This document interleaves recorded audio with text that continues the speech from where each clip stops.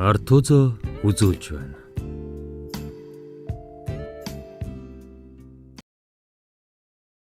Галзуу хүний өдрийн тэмдэглэл. Зохиолч Луусын. Орчуулагч Жалиар Батэрдний гэрлээ.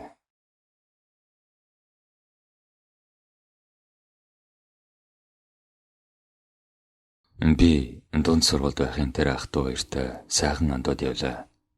Тэр цагаас олон он жил солигдсон урсаж бид холдон холцоор аажмаар харилцаа холбоо тасарсан билээ.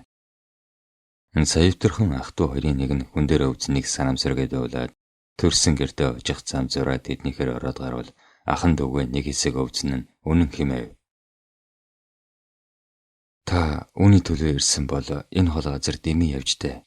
Дүү маань хэдийнэ идгээд хот орж төрийн албанд орсон. Ингэж энийгээд энэ тэмдэглэлээс дүүгийн маань өвчний тухай уншиж болно шүү. Ингэсээр 2 дэвтэр өдрийн тэмдэглэлийг өглөө. Харж ирээд уг тэмдэглэлийг сөхөж үзвэл галзуурсан болох нь илэрхий. Өгүүлэмж нь эмх цэгцгүй, үйл явдлын дэс дараалал алдагдсан. Учир холбогдолгүй үг зөөнгөн дээр он сар өдрийг огтхонч тэмдэглөөгүй байхаагаад бихний өнгө зөрж бичгийн хэв өөрчлөгдөж байснаар нь уг тэмдэглэлийг нэг өдөр төдлөөгөөг нь тодорхойлж болмоор ажээ. Чингээд удаг холбогдолтойг нь авч эмч нарын судалгаанд зориулж өгөхөөр нэгэн бичвэр болон эмгэтгөө. Би уг тэмдэглэлд ямар нэгэн засвар оруулаагүй бөгөөд хүмүүсийн уг нэрийг л сольсон болно. Гэлээгээд эдгээр хүн бүгд олонний танил бус тосгоны эгэлжирийн иргэд учраас өгүүлэмжийн төлөв байдалд нөлөөлөхгүй лав. Тэмдэглэлийн нэрийн тухайд уг хүн эдгээрээд энэхүү нэрснийг нь өөрчлөөгүй орууллаа. 7 оны 4-р сарын 2-ны өдөр. 1.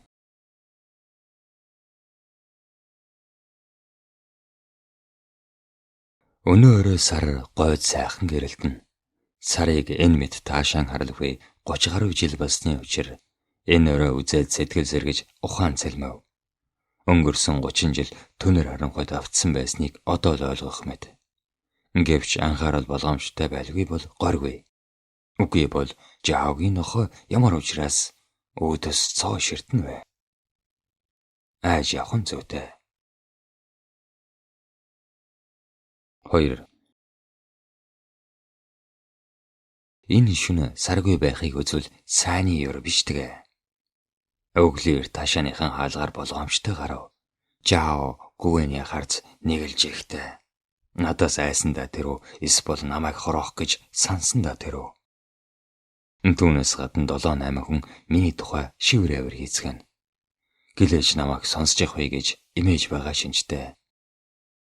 Замзуур таарсан болгон энэ мэд жигтэй авирлна. Ууртаа догшин байрын нэг нөхөр намайг хармагцаа тас хийдэл хөхөрөхөд өвч биеэр хүй торгин жижирч тэдхий зэнийг бэлтгэлээ базаасныг ойлгов. Гэт би айсангүй цааш алхлаа. Урд яваа хүүхдэд мөн л миний тухай ярилцсан. Тэдний харц жаагүйнийхээс огтхон ч ялгаагүй царайн төмрийн хайш шиг баргаар. Би энэ хүүхдүүдэд гим хийгээгүй дээ. Гэтэл надад ийм өшин санах нь ямар очиртай вэ? Тэсгэлгүй юу болоо вэ гэж хашгирсанч гүйлдээд явчихав. Би өөр жаагүй болоод замд таарсан хүмүүст ямар гим хийгээвэ? 20 жилийн өмнө гүү зөөгийн данс тооцооны дэвтрийг гიშгэлсэн үнэн. Гүү зөөгөө жигтэйхэн урсаж үлээ. Гэхдээ жаагүй түүнийг танихгүй. Тэр явлыг дуулсан хойно гүй зөөгөн талд орсон байж мэднэ. Чингээд замтаарсан хүмүүст миний тухай ярьснаас зайлахгүй. Гэтэл хүүхдүүд ямар учраас өөдөөс ширтэн жигтэй ажиллана вэ? Надаас айгаад ч байх шиг, намайг хорлох гэж байх шиг. Нэг бодлын айх гайх зэрэгцэгч, гуних гансрах сүлэлтэн өмөрнө. Хүүхдүүд эцэг эгээсэл энэ занг авсан байж таарна. 3. Шинжин нойр холжоо. Альва эргийг ирэх биш содож үзвэл сая ойлгон ухаж болдог үлээ. Сөрөнгийн ахлагч тэднийг дөнгөжл нудраган баячууд нүүрэн дундуур нь дэсэж эмс өвгнүүдийг нь захиргааны харуу болоод эзэмдэж эцэг их нь мөнгө хүлэгчний гарт өргөдөжээ. Ингээвч тэр вист царай найдастай өчигдрийн шиг догшин ширүүн байсангүй. Та ялангуяа годом таарсан эмэгтэй жигтэй сонин авирлав. Чамаагтай хазаад хайчих юм шүү. Ингэсээр хүүгээ зодож байсан ч намайг ширтээстэй. Би хайснаа нууч ядсангүй. Араа шүдэ яр залгасан хүмүүс тас хөхөрцгөн. Тэгтэл 5 дугаар чэн гүйж ирээд намайг гэрээд минь чирв. Чирээд аваад ирлээ. Гэрийнхэн мань танихгүй царайлцгаан. Харцсан мөнөг хүмүүсийнхээс ялгаагүй аваад алган. Өрөөндөө орвол дахиад нугастаа тордогжиж байгаа айтай гаднаас төгсчихлээ. Юу болсон юм бол? Ястай бүүмэд. Хэд хоногийн өмнө манай газрыг түрээсэлдэг лаанзын тосгоны тариачин эр ургац муу байгаа тухай дуулгахаар ирж тосгоныхан элбэж байгаад нутаг нэгтнээ хороож цөсөгтэй болохын тулд элэг зүрхийг нь суглаад шаарч идсэн тухай ахад ярихад би үг хавчуулахаар ам нээсэн боловч тэр хоёр над руу гайхасхийн харж үлээ.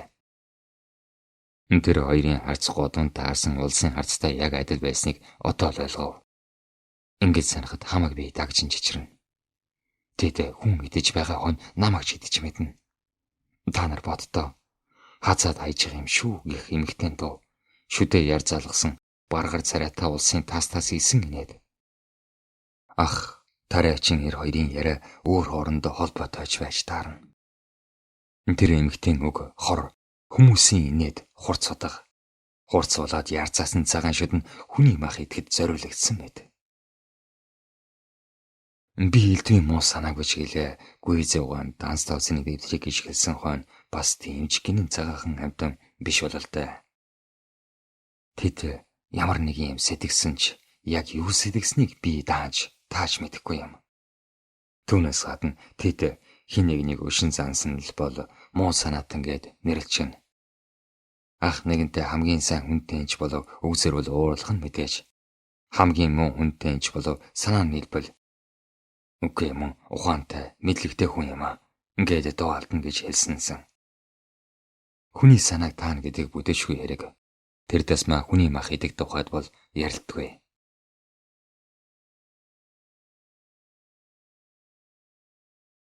Аливаа хэргийг тал бүрээсэн судлан байж л сая ойлгоно.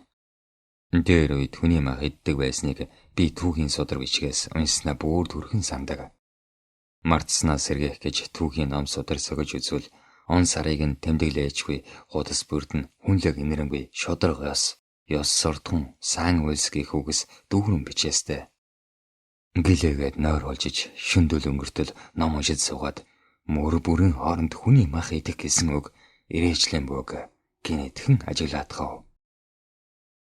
Энэ үг өөдөөс тохуутая инэвхийлэн.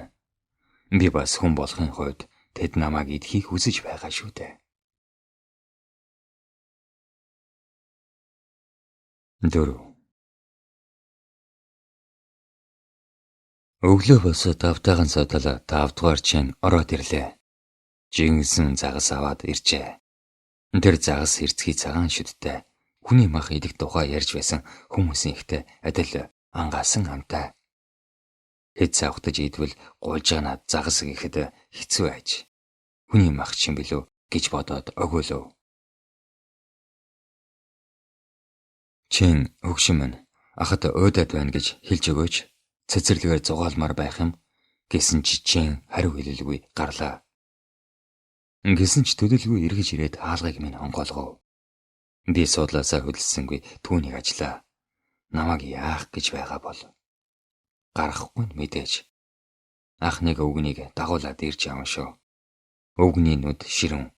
Түүнийг нуух гэсэн бололтой нүдний шилнийхэн цаанаас над руу хаа нэг хялав хийн. Ах, өнөөдөр би чинь овоо дээр байх шиг. Гэсэнд тиймээ гэлээ. Чамааг хэн эмчэд үзүүлье гэж бодоод заллаа. Гэхдээ нь өвгөн угтаа зүсээ хувилгасан зандалчин гэдгийг мэдээвч. Заал гэв. Суцын юм барьж байгаа дүр үзүүлэнгээ өөхтэй эсхийг минь шалгаж хуваа хүртгэ бодно. Гэхдээ би түүнээс айхгүй. Би хүний мах иддгүүч тэднээс хавгүй зөрөгтэй. Өвгөн рүү зангидсан гараа сунгаад яахыг нь ажиглав. Өвгөн сууж нүдэ ханаад содс тэмтрэн удтал барьж улмаар читгэрийн шиг жардгар нүдэ нээгээд элтвийн бодох хэрэггүй хэдэн өдөр амар тайван суулгахад зүгээр болно гэлээ. Элтвийн бодох хэрэггүй хэдэн өдөр амар тайван суулгах. Ингэсэн тарга тээврээ авахул гэсэн утгатай аж. Тэгсэн цагт ахиухан мах шүлтэй болно. Гэвч зүгээр болно гэсэн ямар учиртай вэ? Хүмүүс яггүй залтай. Хэн нэгнийг барьж идэхийг хүсэгч уг санаагаа нууж шууд алдгаас имээсэндээ ийм арга сэддэг байна шүү. Ингэж бодоод тэсгэлгүй инээ талдав. Санааг нь тааж мэдсэндээ сэтгэл ханлаа. Энэ эдэс минь эрд зориг шулуун шударгацсан нэвчнэ. Ийм ч учраас өвгөн ах хоёрын царай бараа. Намайг ирэмших тусам тэд барьж идэхийг хүсгэн надаас ирчүүч амталсандаа тэр үз. Өвгөн өрөөнөөс гарч хаалганаас ялимгүй холдоод хахад ер нь шалуухан идчихье гэж хэлбэл ах толгой давхиж байна. Агч бас намайг барьж идэхийг хүсдэг байна шүү. Гэх бодлогынэт зурсхийн орж ирлээ. Ах намайг барьж идэх хүмүүстэй санаа нийлжээ. Миний ах хүний мах иддэг. Харин би хүний мах иддэг хүний дүү. Би хүнд барьж идүүлэгч. Хүний мах иддэг хүний дүү хэвээр үлдэнэ.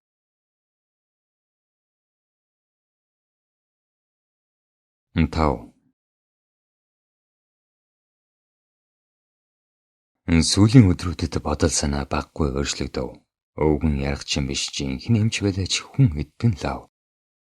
Ангаахын шинжлэх ухааныг үндэслэсэн Ли Шижин үс ба түүний үндэс нэр сударта хүний махыг шарж идэж болдог гэж товдоодхон өгүүлсэн бэ. Ийм байтал өвгөн өөрийгөө хүний мах иддгүү гэж баталж чадна гэж юу. Тэгээд ч ахыгаа сэрдсэн минь үндэстэй. Эртний ном содрын их хүчрээг над тайлбарлаж өгөхдөө хүүхдээ солилцож идэж болно гэж хэлсэнсэн. Нэгэнтээ муу хүний тухай ярихдаа түүнийг алаад зогсохгүй махыг нь идэж арьсыг нь өвчөөд дэлгэж онтвол таарна гэж ам алдсан юмдаг. Тэгэхэд би нас бага байсны учраас айсандаа зүрх хамаар гарч шахан дэлсэж билээ. Хэдэн өдрийн өмнө манад ирсэн Ланзын тосгоны тариачин эр тосгоных нь хамжиж өггүй хийсэн хүнийхэн хэлэг зүрхийг ийдсэн гэж ярихад ах ёр гайхаагүйгээр барахгүй зөвшөөрсөн айтай толгой догож байсан. Ах урдын харгас эрцгий зангаа тавиагүй бололтой. Хүүхдүүдэд солилцож идэж болно гэж хэлсэн хүн ёр юугаач сольж хэнийг ч идэж мэднэ. Урд нь шударгасны тухай ярихыг нь сонсоод би гиндэж идэгдэг байлаа. Харин өдгөө ах хэдийн шударга журмын тухай яриавч ам нь хүний тосоор тослогдсон төдийгүй зүрх сэтгэл нь хүний мах идэх тухай бодлоор дүүрэн явааг мэдэж авлаа.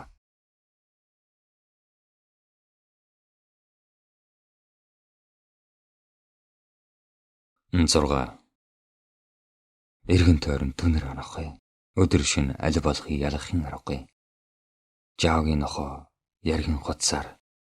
Арслан мэт хэрцгий, туулаа мэт тулчгар, өнөг мэт залтай.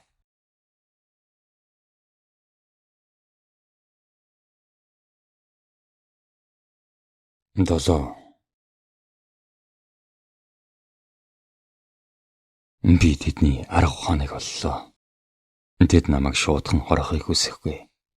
Хэрэг мандна гээд тэгж зөрхлөхгүй аж.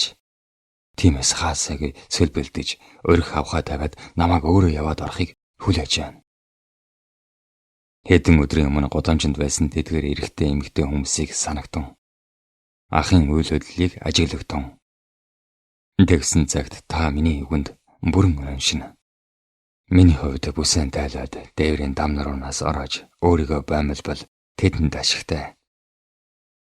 Тэгвэл тэд гим өрөхгүй. Сансан зорьсон саадгүй бүзэн тэсгэлгүй инээдгүүр болохгүй. Эсвэл айж идсэнтэй гансарч ганхарсандаа ам тавьвал хэдий дарга тавиарыг мутааж тэд толгой охин баярлан хөөрцгөнө. Тэд хүний мах идэхээс өөрийг мэднэ гэж юу? Содорт цөөвөр гэж амьтны тухай бичсэнийг санаж байна. Ихээ зөвхөн амьтан дан ялангуяа нүднэ. Амьтны сэг зэмээр хоолдог. Арьс үсийг нь хэмлэж ясыг нь ч үлдээлгүй иддэг. бодхоос аимшигтай. Цөөр чонын төрөл харин чон нохоотой нэг төрөл. 3-ны өдөр жаагийн нохоо намайг хэд хэдэн удаа сүрхий ширцнийг санахад тэдэнтэй үгсэн хуйлснаас зайлахгүй. Өвгөн нүдэн новч намайг хуурж дөнгөхгүй шүү дээ. Ахыгаа л өрөвдөх юм. Адилхан хүн атлаа айхгүй нь юуны учир вэ? Түүгээр барахгүй намайг барьж идэхээр тэдэнтэй нам хойлджээ.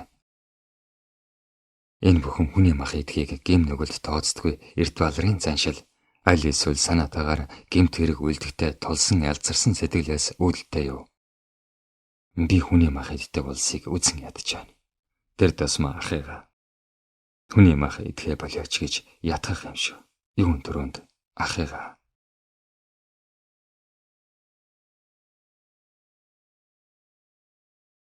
Нэм. Үнийг хэлэхэд тэд миний санааг ойлгох л учиртай. Гинэт 20 орчим настай нэг залуу ирв. Би түүнийг тогтоож ажиглаж чадсангүй. Нүүр дүр мишээгээ толгойд огсон ч дүр эсгэж богино дарин мэдлээ. Хүний мах идэх нь ер зөв гэж асуухад инээмсэглсэн чихтэй.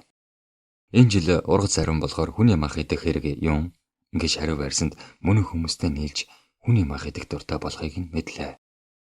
Би ч зариг орж тэгээд ийм хэрэг үлдэх нь зөв гэж лавлан асуухад энэ тухай асуух хэрэг юу байна? Чи тоглож байгаа байлгүй дээ. Гээд өнөөдөр тэнгэр сайхан байна шүү гэж дөөйлөө. Тэнгэр үнэхээр сайхан, сар манхан цаана. Гэхдээ л хүний мах идэх нь зөв хариулаач гэж шалгад харц бууруулан. Буруу л да гэж дүлгэнсэнд буруу гэж юу? Тэгвэл тэд яагаад идэж байгаа юм бэ гэвэл. Тийм юм байх эсгүй дээ гэлээ. Ёсгүй гинэ. Ланзын толгойнхан эд цагаандаа идэж байна. Тэгээд ч судар номд энэ тухай хаасаагүй бичсэн байна. Гэхдээ царайн төмөр шиг үлээгээд өөдөөс цоо ширтэн. Идэж болох юм эртнээс нааш ийм ёс байсан шүү дээ хэмэв. Эртнээс нааш ийм ёс байсан гэд ийм хэрэг үйлдвэл зөвдөх юм биз дээ гэхэд би чамтай маргамааргүй байна. Гэхдээ ингэж ярих хэрэггүй. Юмыг яаж мэдэх вэ? Буруутаж мэднэ шүү гэж сануулхад би нүдээ бэлгэлэн босон харайвал мөн хүн орморгүй алга болжээ. Хөлс цатгана. Ахаас дүүмэд тэр залуу босоттой үгсэн хэлсэн гэхэд дааж итгэх юмгүй. Мэдээж эцэг эхээсээ сурсан байж таарна. Хүүдээ ч энэ заншлыг зааж өвлүүлнэ. Ийм ч учраас хүүхдүүд намайг хүүтэн харцаар хяловхийн хардаг биз. 9. Хүмүүс хүний мах идэвч бусдад идүүлнэ гэхээс эмээсэндээ нэгнээ сэжиглэнгүй харна. Хүн идэх хүслээ дарж үгүй хийгээд ажил хөрлөө гүйцээж ажин дүжин амьдарч цэнгэж унтаж нойрсож байвал хэдий тайван амгалан. Үүний тулд сэтгэлийн багахан садыг дагууд хангалттай. Гэвч эдгэр хүн бүлгэм үүсгэж эцэг хүү, ах дүү, амраг садан, ант нөхөд атаатан дайсан багш эмч тэргүүтэй огт танихгүй ч гэлээ үгсэн хуйлдаж нэгнээ хөхүүлэн дэмжээд тэрхүү саад дотгорыг давж гэтлэхийг огтхонч үл үснэ. 10. Өөрөөр ахыг хайж гарвал хашаанд салгиж байлаа. Ардан зогсоод том тайвуу дуугаар аха танд хэлэх юм байхсанж гэвэл юу гэвэ гэсээр даруй эргэж хараад толгой дөхөв. Уг нь хитгэн үг хэлэх санаатайч ээлүүлж дөнгөхгүй юм. Аха эхэндээ бол зэрлэгүүд хүний мах иддэг байсан баг. Дараа нь ухамсар суусан зарим нь хүний мах идэхэ болж өөрсдийгөө илүү боловсронгуй болгоход анхаарад жинхэнэ хүн болж төлөвшсөн. Харин үлдсэн эсэх нь хүний мах идсээр байсан. Өдний зарим нь загас шуу бич хүн болж хөгжсөн бол зарим нь өд чигээрэл үлдснээс ялгаагүй. Гэлээгээд хүний мах иддэг хүмүүс тэдгэр өднөөс 7 дор. Өд бич хоёр тэнгэр газар шиг ялгаадаж хүний мах иддэг болоод эддгүй хүмүүс түүнээс хавь илүү ялгаатай. Ия хүүгээ чанаад зээж ов хоёрт зоог болгон барьсан эртний занжлаа дагасных. Пенго тэнгэр газрыг салгаснаас хойш Иягийн хүүг идэх хүртэл тэд хийчнэн хүн бариулж идүүлсэнийг хинч мэдэхгүй. Ияагаас хойш Сео силийн хүртэл Сео силнээс Ланзын тосгоныхан хүний мах идсэн хүртэл мөн хэдий тооны хүн энэ мэд амиа алдаж босдын хол болсныг таашгүй. Өнгөрсөн жил хотод нэгэн гэмт хэрэгтнийг заасан хоргод Сүриэтэй нэг хүн цусанд нь мантуу дөрж долоож байсан. Тэд намайг барьж идэхийг хүсэж байна. Та ганцаараа тэдэнтэй тэмцэж дийлэхгүйч өвсөн хуйлдах хэрэг бий юм гэж юу? Хүний мах иддэг улсаас сайхан сэтгэл гарахгүй лав.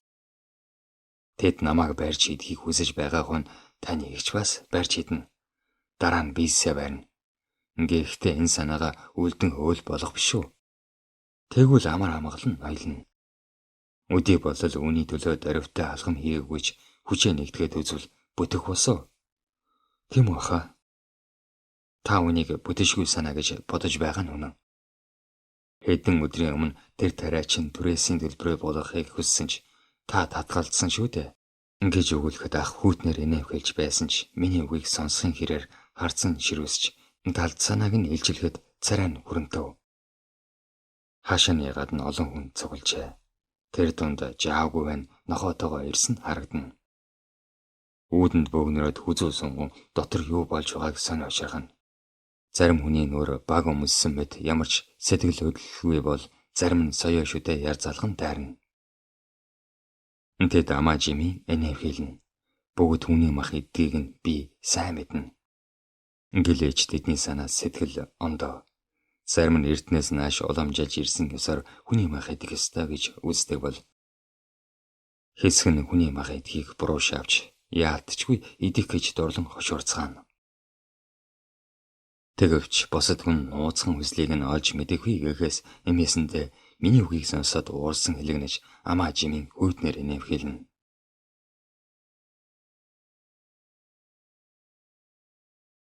Тарцгаа галзуурсан үнийг юуг нь харах гээвэ? Инgeх өндөр дүн хатгад тэд засархаасаа нэгэн өнгөрснийг ухаарав. Түүгээр барахгүй намайг галзуу солиотой хэмээн хаа нэгтээ барьж хорих санаатай аж.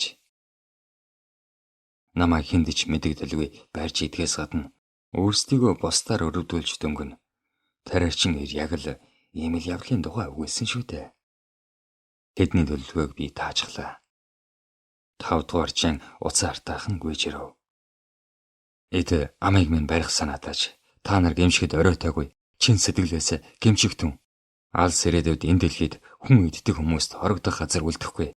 Та нар засрахгүй бол өөрсдөө хүний хоол болцгоно. Үржиж олширсан ч жинхэнэ хүмүүс анчид чон намандаг шиг үт хорхоог дэвсэж алдаг шиг та нарыг үгүй хийн гэж хашгирмаар.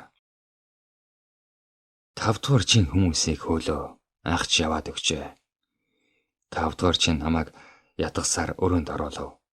Дотор нүд соглом тасаранхай. Дээр дам нуруу дэнжигнээд томорсоор дараад авах шиг. Хүнд ачаан дарагдан хөдөлж болох биш. Тэд намайг алхаар шийджээ. Ингээвч өлсөө зутхан тэмцээр энэ ачаан доороос мүлхэж гарлаа. Яадагч байсан даруйхан гимшигтэн. Үнэн болоосоо гимшигтэн. Алста хүн иддэг махчтад байх газар олдохгүй. Гэж санаалан хэлмээр.